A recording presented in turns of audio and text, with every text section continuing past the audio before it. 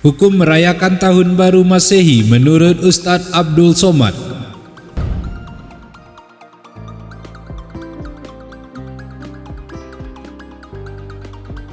Bismillahirrahmanirrahim. Assalamualaikum warahmatullahi wabarakatuh. Sahabat seiman, di video ini kita akan membahas hukum merayakan Tahun Baru Masehi menurut Ustadz Abdul Somad. Selamat datang di channel Employee of Allah. Semoga Allah Subhanahu wa Ta'ala selalu memberi kita kesehatan dan hidayah untuk mempelajari fakta-fakta yang sekiranya dapat menjadikannya ilmu yang bermanfaat untuk kita semua dan orang lain.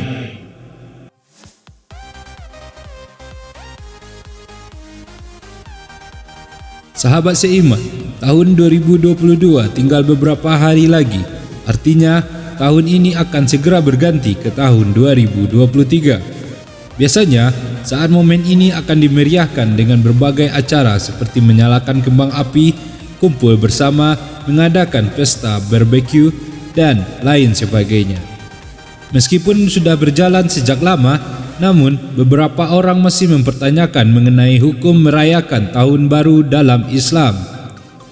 Terdapat perbedaan pendapat di kalangan ulama mengenai hukum merayakan Tahun Baru. Sebagian ulama membolehkan dengan sejumlah syarat tertentu, namun kalangan ulama lainnya mengharamkan. Namun, pada dasarnya Islam tidak mengenal perayaan Tahun Baru. Hal ini lantaran perayaan Tahun Baru Masehi identik dengan sejumlah perbuatan maksiat seperti mabuk-mabukan, perbuatan zina, judi, foya-foya, dan perbuatan maksiat lainnya.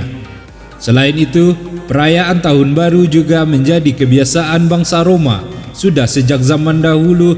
Atas dasar ini, sejumlah ulama melarang umat muslim untuk merayakannya.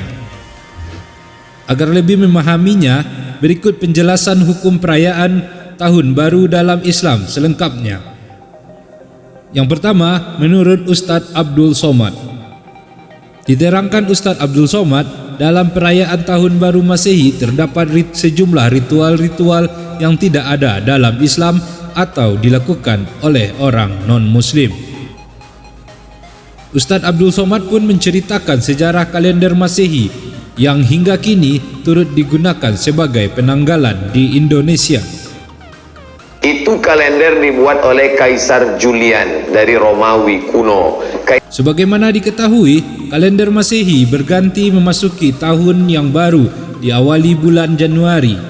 Pada malam pergantian tahun, umumnya dilakukan perayaan penyambutan tahun yang baru. Lantas, bagaimana hukum merayakan Tahun Baru Masehi bagi umat Muslim? Ustadz Abdul Somad menjelaskan sejarah panjang mengenai kalender Tahun Baru Masehi yang kini digunakan di seluruh dunia termasuk Indonesia. Ada sejumlah kaisar dari Romawi bernama Kaisar Julian yang membuat kalender. Dinamailah nama-nama bulan mulai dari Januari, Februari, Maret, April, dan seterusnya. Setiap nama bulan ada artinya. Ada Kaisar Agustinus, dinamailah Agustus. Ada patung yang memiliki dua kepala hadap depan dan belakang, dinamailah patung itu Januari, ujar Ustadz Abdul Somad. Kaisar Julian meninggal dunia, kemudian kalender tersebut diambil oleh Paus di Vatikan, namanya Paus Gregorius. Maka digantilah nama kalender itu dengan Gregorian Calendar.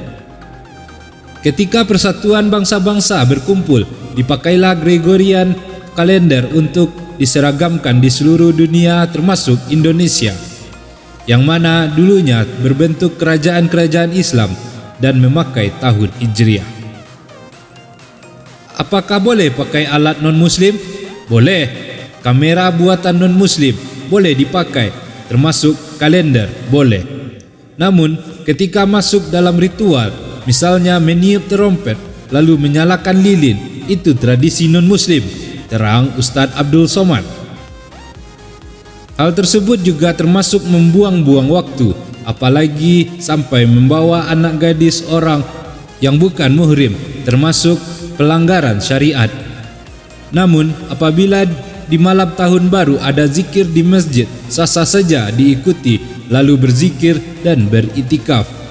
Jikalau tidak ada, maka selepas Isya lebih baik tidur. Hal-hal yang kerap dilakukan dan menjadi tradisi biasanya adalah melakukan bakar-bakaran, misalnya membakar jagung dan ayam sebagai hidangan di malam tahun baru.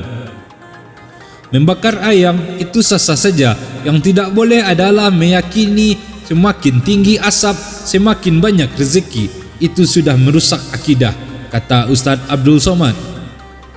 Tahun baru Masehi identik dengan menyalakan kembang api, sejalan dengan pengagungan api yang menjadi tradisi kaum Majusi atau kaum penyembah api.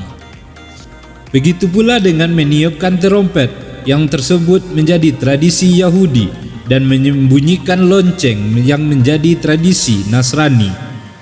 Rasulullah SAW pernah bersabda, "Barang siapa yang menyerupai suatu kaum, maka dia termasuk golongan mereka." Hadis riwayat Abu Daud.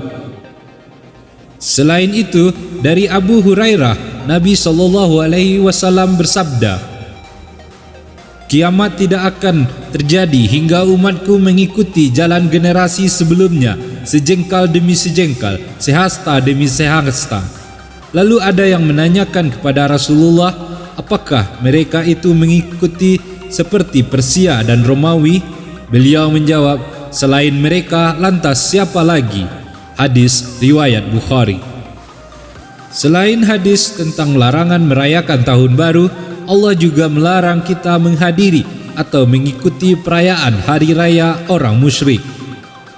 Di dalam surat Al-Furqan ayat 72, Allah berfirman, "Dan orang-orang yang tidak menyaksikan kepalsuan, dan apabila mereka bertemu dengan orang-orang yang mengerjakan perbuatan-perbuatan yang tidak berfaedah, mereka lalui saja dengan menjaga kehormatan dirinya."